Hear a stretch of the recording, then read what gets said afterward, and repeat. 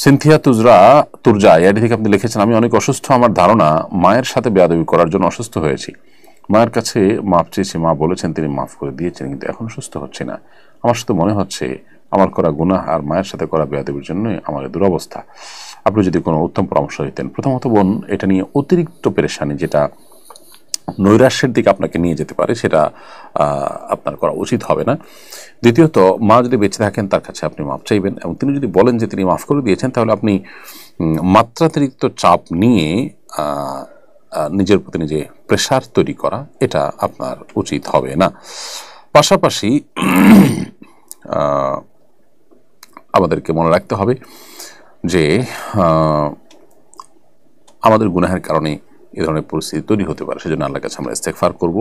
পাশাপাশি আপনি ডাক্তার দেখাবেন এবং ইস্তেগফার অব্যাহত রাখবেন, কারণ নবী সাল্লাল্লাহু আলাইহি ওয়াসাল্লাম বলেছেন, মান লাজিমাল ইস্তেগফার জাআলাল্লাহু মিন কুল্লি যিকিন মাখরাজা ওয়া মিন কুল্লি হাম্মিন ফারাজা ওয়া ইয়ারযুকহু মিন হাইসু লা ইয়াহতাসিব। হাদিসটি আবু দাউদে বর্ণিত হয়েছে। নবী সাল্লাল্লাহু আলাইহি ওয়াসাল্লাম বলেছেন, যে ব্যক্তি ইস্তেগফারকে অবলম্বন করবে, ইস্তেগফারকে আঁকড়ে ধরবে, নিয়মিত ইস্তেগফার করবে, আল্লাহ তাআলা তাকে সকল সংকীর্ণ অবস্থান থেকে বের হওয়ার পথ বের করে দিবেন এবং সকল পেরেশানি দূর করে দিবেন, এবং তাকে আল্লাহ তাআলা অভাবনীয় পদ্ধতিতে রিজিক দান করবেন, অর্থাৎ সারপ্রাইজ